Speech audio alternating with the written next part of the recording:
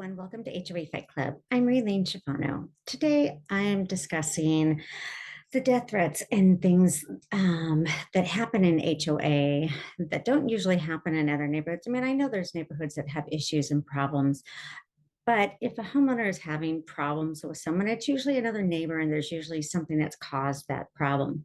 What people don't understand is in HOA, it can be the littlest thing, especially if you're living in a condo association and you're right on top of each other. Those things can get out of control.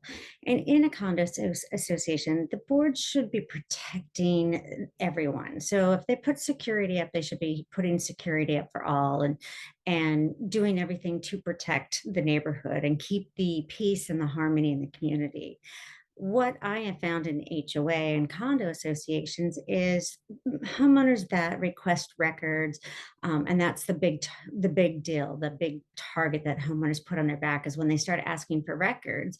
The property managers and the boards and attorneys don't want you to see those records because they don't want people to start questioning what they're doing or the decisions they're making. And that's our right. Our right is to go to the board, request the documents, see what they're doing, see that their decisions have been made correctly and responsibly and in good faith. And if those decisions aren't made in good faith, then the board should be held accountable. But when you have the property managers and the attorneys participating in the bad acts, then it hurts the entire association. And what happened in this last case that I've been working on is that this homeowner is actually working with four out of the 9 board members, and those 4 board members can't even get the records. But this homeowner was working with them and trying to get the records. She had made the request through me. I finally had sent a certified letter to the property manager saying that they would like access to the records. This is the date that she's going to come in and do it. I was going to be attending by video with her because, of course, I'm in another state at the time, and right now I'm in another country. So that makes it really hard for me to go with them, but I can always go with the video capabilities that we have these days. So the day before she was supposed to go get the records, the property management company sent out an email to all the homeowners stating that this woman had gotten their emails and was emailing them illegally, and just kind of threw her name out there to all the homeowners like she was a troublemaker. And that is what's happening in these communities. These homeowners are labeled as troublemakers so that everybody doesn't like them. It's so easy for boards to manipulate the neighborhood into feeling that a homeowner is just a troublemaker and causing problems and they're making all the right decisions. And it's real easy to hide that when you have control of all the records of the association and you're not being transparent, then it's so easy to hide it. And I find that if the property management company and the attorneys and the board don't want you to see those records, it's most likely because there's something wrong with those records. Otherwise, there would be no problem. This is a corporation. It should be ran as such, and everybody should have the right to see all the stuff and all the records.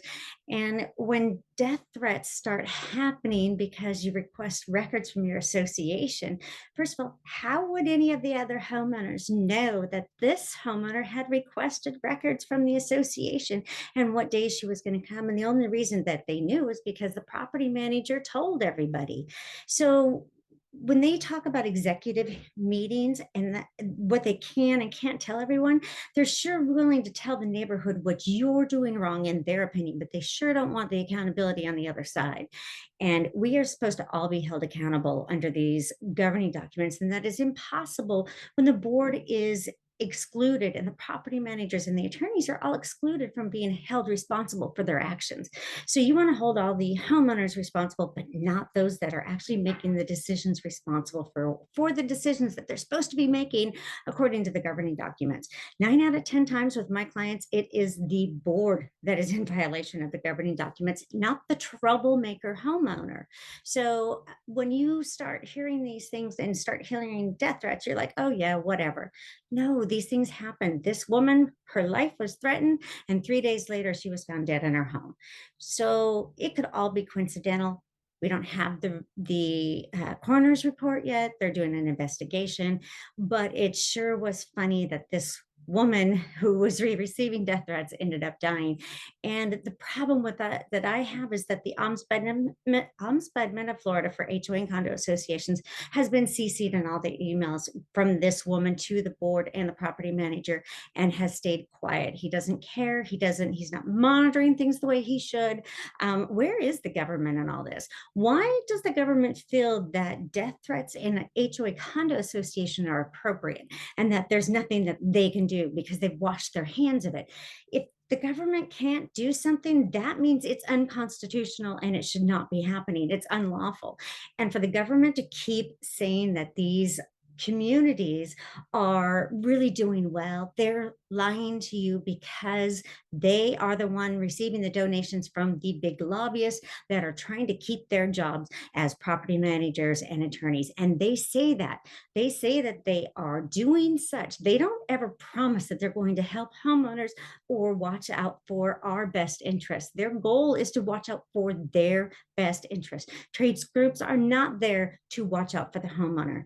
And you, as I am a part of the investigative process in Washington State, and how I've been a process of the legislation that's going on in Washington State, our officials are quiet. They just don't care. They don't care if you're getting foreclosed on. They don't care if it's not legal. They don't care if it's fair and equal, because they are a part of it. They wrote these laws. So now they're the ones that have to be responsible in changing them. And they don't want to do that because they themselves would lose money from their lobbyists. And again, I think we should get rid of lobbyists completely. I think they should be outlawed, but they're the ones that are making the laws for the homeowners. And so if we don't speak up, you're going to consistently and constantly be receiving death threats when you ask for records. You're going to have a hard time doing anything because the property managers and attorneys, especially the attorneys, they're the ones writing the laws for you to follow. They're the ones that don't care. And when I'm on a Department of Commerce type investigative hearing, and the only one that has experience in condo on the actual phone call is one person, and that's me, and they don't want me to tell the truth, that's what's wrong with our process. Nobody wants to hear the truth. And when they do hear the truth in our government, they want to ignore it because it's not what's best for them. Homeowners are $1 billion a year industry. Do not think for a minute that anybody, property managers or attorneys or anyone else, is doing anything for you. Even your board of directors. How do I know what these board of directors are? They could be criminals for all we know because there's no background checks. There's nothing to make sure that these people should be in control of our funds. And when you say there's fair elections, there's not fair elections. There's no due process. We all know that it's just a bunch of hype that the government tells us so they don't have to be responsible for what they've done. And we need to call our legislators and hold them responsible and stop voting for the same people that are making these laws for you, because they're not willing to change it. Then the only way to change it is to vote them out. So keep an eye on what your legislators are doing. I'm keeping an eye on mine. Not so happy with mine so far. So I'm hoping that they prove me wrong and that they keep their promises that they made to me last year, because they promised me that nobody else would get foreclosed on, that they were going to make sure that that process started becoming fair, and that they were going to bring this all to the light, but it hasn't happened yet. So we'll see.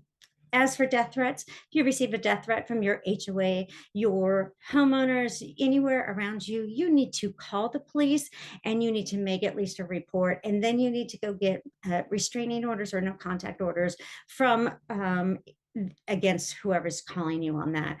I have many clients that have been threatened and the government doesn't care. Sometimes the government participates in it. It's just sad what we allow and what we're allowing, and it's going to just keep on continuing. So we have to start standing up and speaking up. So there you go. All right, you guys, I'll see you on the next one.